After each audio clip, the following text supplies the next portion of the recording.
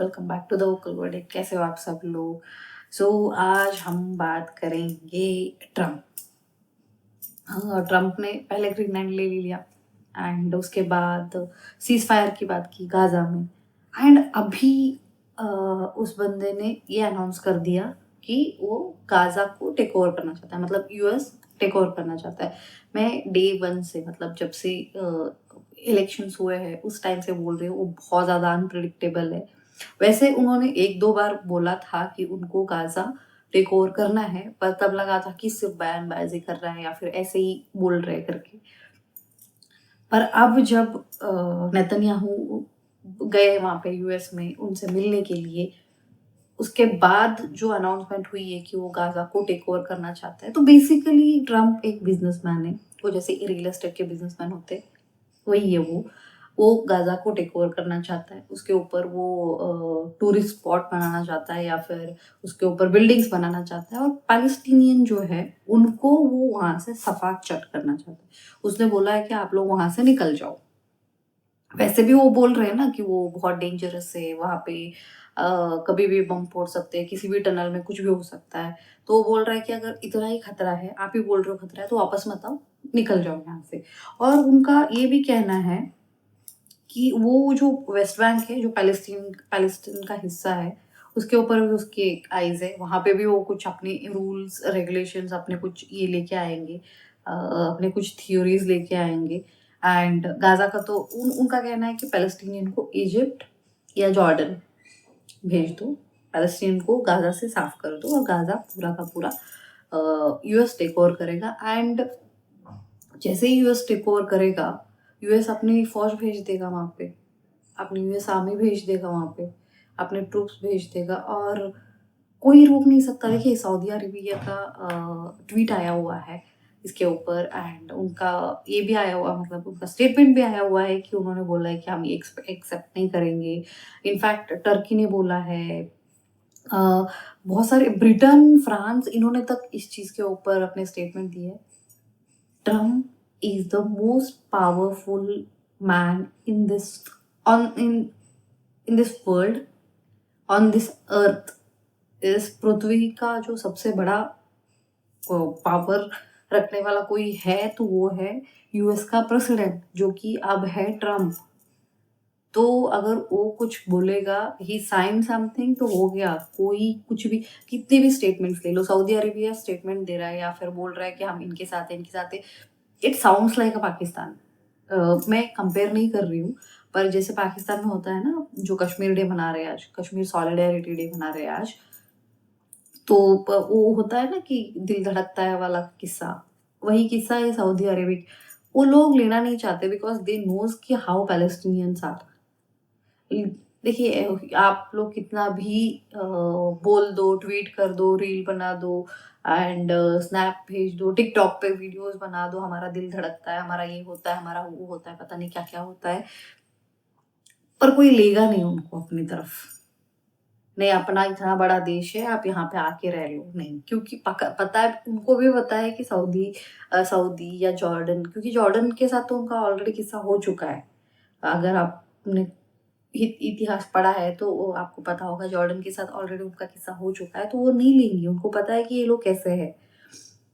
And मैंने मेरे बहुत सारे वीडियोस में एक चीज बोली हुई थी कि अल्टीमेट टारगेट ये पैलेस्टीन, गाजा, लेबनान, सीरिया ये नहीं है।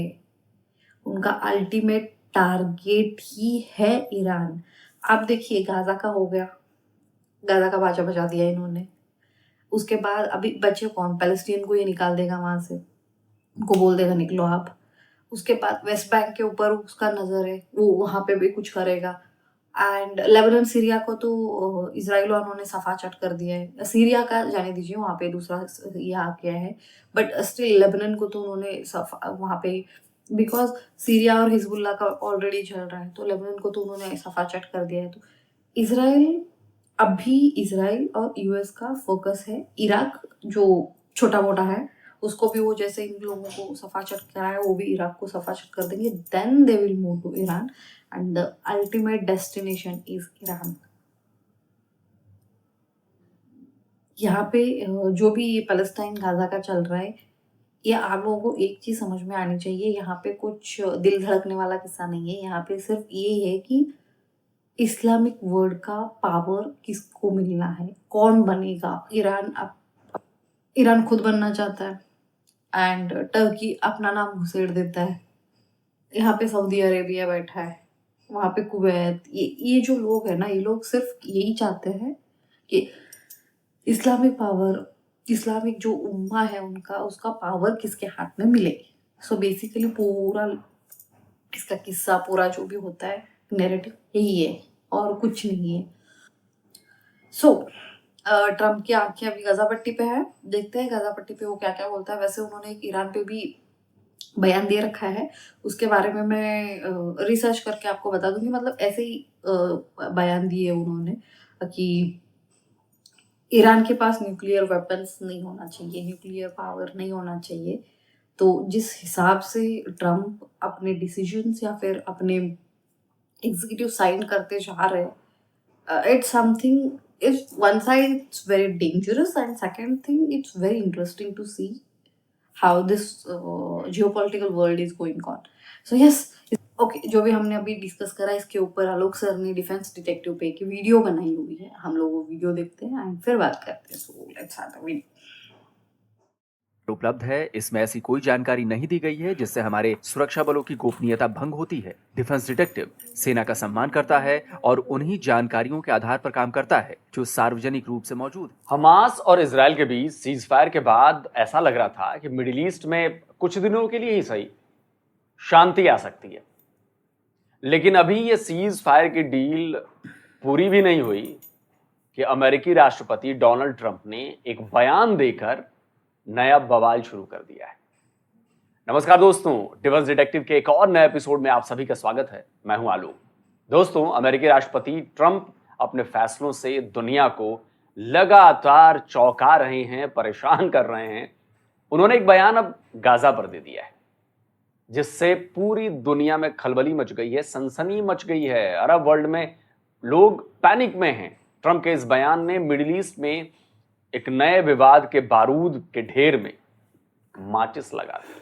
अमेरिका गाजा पट्टी पर कब्जा करने जा रहा है। अमेरिकी प्रेसिडेंट डोनाल्ड ट्रंप के इस बयान ने पूरी दुनिया में हड़कंप मचा दिया है। ट्रंप ने दो टूक लहजे में कहा है कि गाजा में रहने वाले फिलिस्तीनियों को गाजा के अलावा किसी दूसरी जगह बसाया जाएगा। The U.S. will take over the Gaza Strip, and we will do a job with it too. We'll own it and be responsible for dismantling all of the dangerous unexploded bombs and other weapons on the site, level the site and get rid of the destroyed buildings, level it out, create an economic development that will supply unlimited numbers of jobs and housing for the people of the area. Do a real job. Do something different. Just can't go back. If you go back, it's going to end up the same way it has for 100 years. अमेरिकी राष्ट्रपति Donald Trump ने यह तब बयान दिया है जब Israeli prime minister Benjamin Netanyahu white house में ही मौजूद थे। ट्रंप के प्रेसिडेंट बनने के बाद यह न केवल नेतन्याहू की पहली यूएस विजिट है, बल्कि वो पहले विदेशी नेता भी हैं जो प्रेसिडेंट ट्रंप के गेस्ट बने हैं। जाहिर है, नेतन्याहू और ट्रंप के बीच 7 अक्टूबर के बाद छिड़ी लड़ाई और अब हमास के साथ हुए सीज फायर को लेकर बातचीत हुई होगी। इसके साथ ही गाजा पर आगे की पॉलिसी की भी बात हुई होगी और इसी के बाद ट्रंप ने गाजा पर कब्जे का बयान देकर सबको हैरान कर दिया। ट्रंप ने यह भी कहा कि लोग वापस गाजा क्यों जाना चाहते हैं। उन्होंने गाजा को नर्क बताया है, कहा कि सालों से वहां लोगों की जान जा रही है, इसलिए फिलिस्तीनियों को दूसरी जगह चले जाना चाहिए। And right now you have in Gaza a very dangerous situation in terms of explosives all over the place, in terms of tunnels that nobody knows who's in the tunnel. The whole thing is a mess. About probably 1,000,007 people, 1,000,007, maybe 1,000,008. But I think all of them, I think they'll be resettled in areas where they can live a beautiful life and not be worried about dying every day. तो क्या middle east के इस विवाद का समाधान केवल यही है? क्या गाजा से फिलिस्तीनियों को बाहर निकाल कर ही इजराइल और फिलिस्तीन के बीच सालों से चले आ रहे फसाद का खात्मा हो सकता है? और क्या ट्रंप का ये गाजा प्लान हकीकत बन सकता है, रियलिटी बन सकता है, या फिर केवल ये बयानबाजी है? ट्रंप के इस बयान के बाद एक नहीं, ऐसे कई सवाल उठते हैं जो इस गाजा प्लान और उसके परिणामों को लेकर आशंका पैदा कर रहे हैं। इसे समझने के लिए पहले ट्रंप के गाजा प्लान को समझना होगा। असल में ट्रंप ने गाजा को खाली कराने की बात पहली बार नहीं की है। पिछले हफ्ते भी उन्होंने कुछ ऐसा ही बयान दिया था। ट्रंप ने कहा था कि जॉर्डन और इजिप्ट को और फिलिस्तीनी रिफ्यूजीज को अपने यहां बसाना चाहिए ताकि गाजा के क्लीन आउट प्रोग्राम को अंजाम दिया जा सके। और मिडिल ईस्ट में घमासान तभी से शुरू हो गया था। जॉर्डन और इजिप्ट तो ट्रंप के इस बयान से भड़क गए थे, लेकिन ट्रंप ने नेतन्याहू के साथ मीटिंग के बाद अपने बयान को दोहराकर यह साफ कर दिया है कि वो अपने इस गाजा प्लान को लेकर बहुत ज्यादा सीरियस हैं। ट्रंप का कहना है कि वो गाजा के समुद्री किनारों को रिवियरा में बदल देंगे, जो मिडिल ईस्ट का एक बड़ा टूरिस्ट स्पॉट बन जाएगा। और ट्रंप ने ये कह दिया है कि वो गजा को टेक ओवर करने जा रहे हैं और गजा को ओन करेंगे, और कहते हैं मेरे पास रीडेवलपमेंट प्लान है। अब ये जो वो चीज़ लेके आए हैं, दैट्स वेरी सरप्राइजिंग कि अमेरिकी सदर ये कहे कि हम टेक ओवर कर लेंगे, ओन करेंगे गजा को, आफ्टर रीसेटलिंग पैलेस्टीनियंस एल्सवेयर। आपको याद होगा पहले उन्होंने कहा जी जॉर्डन एंड इजिप्ट के अंदर इनको भेज दिया जाए। That was something which was there, Jordan and Egypt, ठीक है। अब लेकिन क्वेश्चन आता है कैसे करेंगे ये?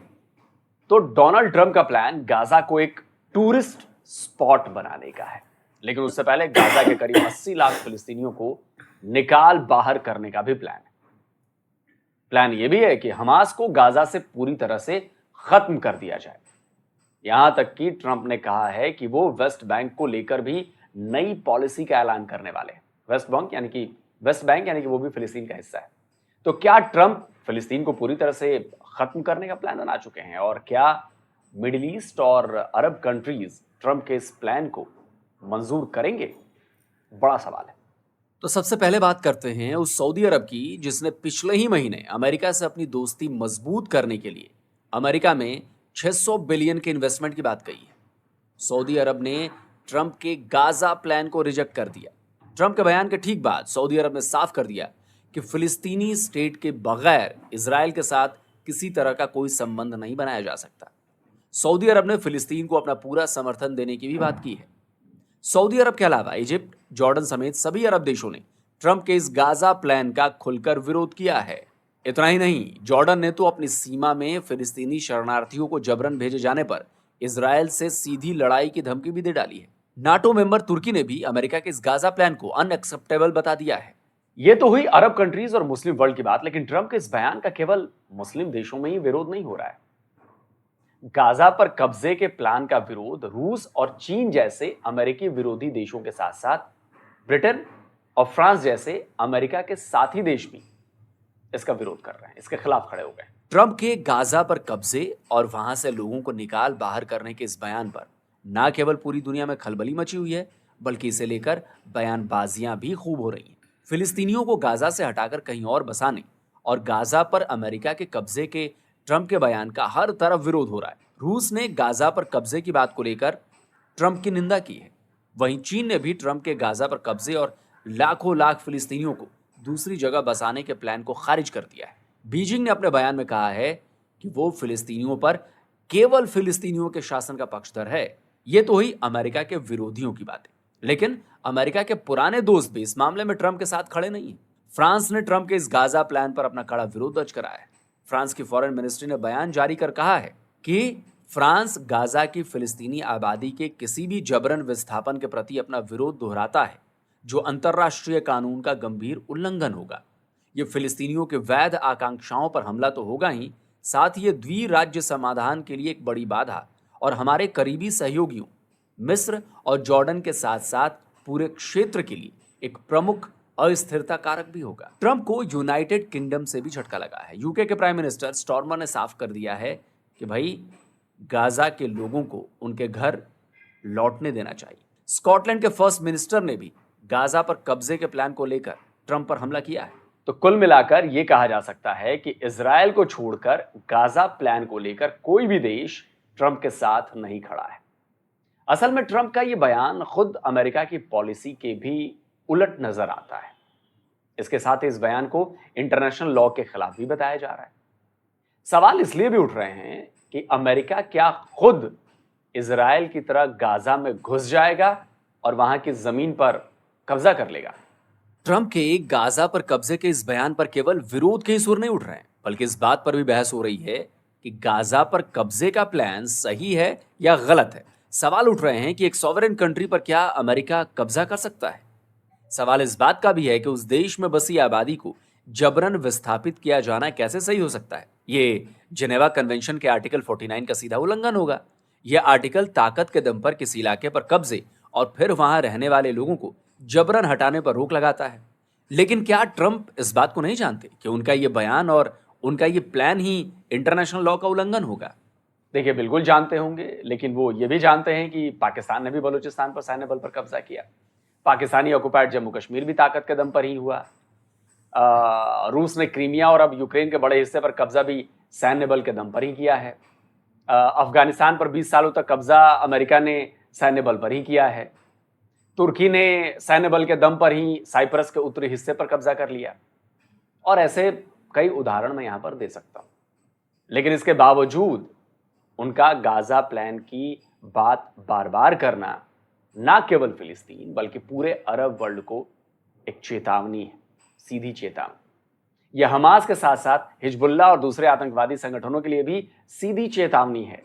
और सबसे बड़ी चेतावनी ईरान के लिए है, क्योंकि देखिए, मैं पिछले कई 2-3 सालों से कह रहा हूं कि असल टारगेट ईरान है, फलस्तीन नहीं। दूसरे मुस्लिम देशों की ही तरह ईरान ने भी ट्रंप के इस बयान का विरोध किया है और गाजा के लोगों को विस्थापित करने के प्लान को कॉलोनियल इरेजर बताया है। गाजा को लेकर ईरान पहले से ही इजराइल के सामने खड़ा है। अमेरिका से उसकी दुश्मनी भी पुरानी है। वहीं फिलिस्तीनी इस्लामिक जिहाद ने ट्रंप के इस बयान पर रिएक्शन दिया है। PIJ ने कहा है कि पिछले 15 महीनों से गाजा में 80,000 टन के अमेरिकी बम बरस रहे हैं। अमेरिका के दिए इतने हथियारों का इस्तेमाल हो रहा है, लेकिन फिलिस्तीन के लोगों को यह हथियार नहीं झुका पाए। PIJ ने आगे भी इजराइल और अमेरिका के खिलाफ अपना प्रतिरोध जारी रखने की बात की है। अब PIJ जो भी कहता तो क्या कहता, 40,000 से ज्यादा लोग मार दिए गए, गाजा को सपाट बना दिया, और ये कहता है कि फिलिस्तीन के लोगों को झुका नहीं पाए। अबे बर्बाद कर दिया, झुकाना क्या होता है? इजराइल ने नस्लें तबाह कर दी और तुम कहते हो कि झुका ना पाए। चलिए छोड़िए, इनका और हमास का तो ऐसा ही बयान रहेगा, लात खाते रहेंगे और कहेंगे कि हम झुके नहीं हैं, हम टूटे नहीं हैं, हम ये नहीं हैं, हम वो नहीं है। खैर, वैसे ट्रंप के इस बयान से ये तो समझ आ रहा है कि ये अमेरिका और इजराइल की एक मिलीजुली नई स्ट्रैटेजी भी हो सकती है, ताकि हमास जैसे आतंकवादी संगठन गाजा पर पूरी तरह के कब्जे के डर से अपने मूवमेंट्स को कम कर दे। ईरान जैसे देश भी इन संगठनों की मदद को कम कर दे। यहां तक तो ठीक है, अगर ट्रंप वाकई गाजा पर कब्जे के प्लान पर आगे बढ़ते हैं तो जाहिर है अमेरिका और इजराइल को और ज्यादा प्रतिरोध का सामना करना पड़ेगा। इंटरनेशनल कम्युनिटी तो इसके खिलाफ अभी से ही आ गई। मिडिल ईस्ट में ये प्लान एक बड़ी लड़ाई की और एक नई लड़ाई की बड़ी वजह बन सकता है। अब देखते हैं कि आगे क्या होता है, क्योंकि ट्रंप के दिमाग में जो बातें चल रही हैं वो बहुत आगे की सोच रखने वाली बातें चल रही हैं, और इसका बहुत ज्यादा लोगों को इससे दिक्कतें भी हो रही हैं, क्योंकि उनका जो फायदा हो रहा था वो फायदा डूब रहा है। तो जाहिर सी बात है कि अगर सेटलमेंट अच्छी हो गई, गाजा फिलिस्तीन विवाद और इजराइल विवाद खत्म हो गया या कुछ हो गया ऐसा, तो कई देशों और कई बड़े बड़े ऑर्गेनाइजेशन सबके मामले बंद हो जाएंगे। अब देखते हैं आगे क्या होता है। मजेदार रहने वाला है बहुत ज्यादा, और ट्रंप का कार्यकाल तो मुझे लगता है बहुत ज्यादा मजेदार रहने वाला है। दोस्तों, आप क्या कमेंट करते हैं, आपकी राय क्या कहती है, जरूर कमेंट करके बताइए। और जिन दोस्तों ने अभी तक डिफेंस डिटेक्टिव को सब्सक्राइब नहीं किया है तो भाई चैनल को सब्सक्राइब करिए, बिल्कुल फ्री है, कोई पैसे नहीं लगते इसके, और यहाँ पर आपको ऑथेंटिक और रेफरेंस के साथ जानकारी मिलती है। और साथ में बेल आइकन जरूर दबाइएगा भाई, वरना जो वीडियो मैं अपलोड करूंगा उसकी नोटिफिकेशन आप तक पहुंचेगी नहीं। जल्दी मिलता हूं एक और नए वीडियो के साथ। नमस्कार, जय हिंद। तो अगर आप चाहते हैं तो वीडियो आपने देख ली, एंड ओरिजिनल वीडियो का लिंक डिस्क्रिप्शन में होगा, जाके चेकआउट कर सकते हो। एंड पर्सनल अकाउंट जो था इंस्टाग्राम का, वहाँ पे एक स्टोरी लगाई हुई थी।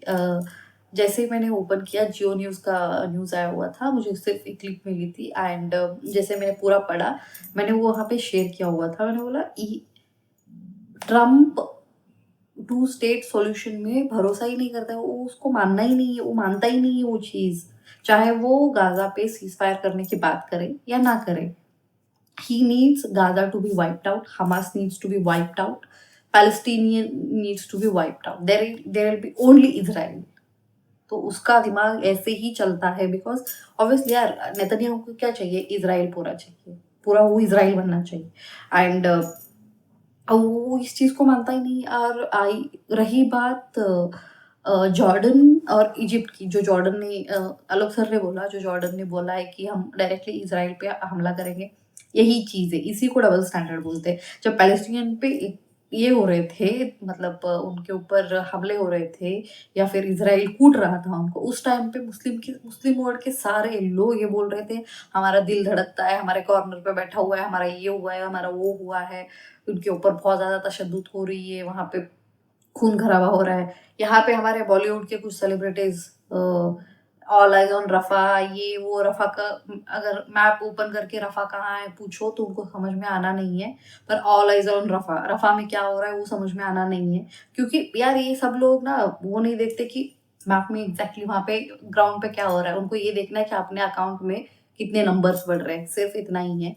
एंड आप जब बोल रहे हैं कि आपके मुस्लिम भाइयों को आप ले लो, रख लो, तो कोई नहीं रखना चाहता, क्योंकि ऑलरेडी पैलेस्टीनियन और जॉर्डन का, जैसे मैंने इनिशियली बोला था, जॉर्डन और पैलेस्टीन इनका ऑलरेडी लफड़े हो चुके हैं। कोई भी पैलेस्टीन के लोगों पे भरोसा नहीं करता। ये जो भी चीज़ें हैं जो दिल धड़कने वाली या फिर तशद्दुद हो रही है, मुस्लिम लोग है, इस्लामिक है, ये जितने भी चीज़ें सब इसका चक्कर है। जब तक आप उनको देते रहोगे वो और ज़्यादा भड़केंगे, अगर कुछ हो भी ना हो भी और ज़्यादा बोलेंगे। और सऊदी अरेबिया, देखिए सऊदी अरेबिया स्टेटमेंट देगा, वो पहले से ही देता रहा, आज भी देगा, आगे भी देगा, पर ये देखना होगा कि कितने स्ट्रांगली यूएस को वो टैकल करेगा। बिकॉज ट्रम्प किसी की नहीं मानने वाला है, चाहे वो इंटरनेशनल लॉज हो। अगर उसके दिमाग में अगर ये सिर्फ सुरसुरी है हमास को कंट्रोल करने का, या फिर गजा को, या फिर ईरान को एक धक्का देने का, तो फिर आगे देखना होगा। अगर ये सच है और उसके दिमाग में आ गया है कि मैं ले लूंगा गाजा, तो फिर वो इंटरनेशनल लॉज, ए जेनेवा, वो कुछ नहीं मानने वाला है। वो कुछ नहीं मानेगा, वो लेके रहेगा, अपने ट्रूप्स वहां पे भेजेगा, कब्जा करके रहेगा वो। चाहे कब्जा बोलो, आप जिस हिसाब से जो बोलना है बोलो, क्योंकि उसने ग्रीनलैंड के ऊपर बात की थी तो किसने, सब लोगों ने बहुत कुछ बोल दिया, चाहे वो चीन हो चाहे ब्रिटेन हो, सब लोगों ने सब कुछ बोल दिया, उसको कुछ फर्क नहीं पड़ा।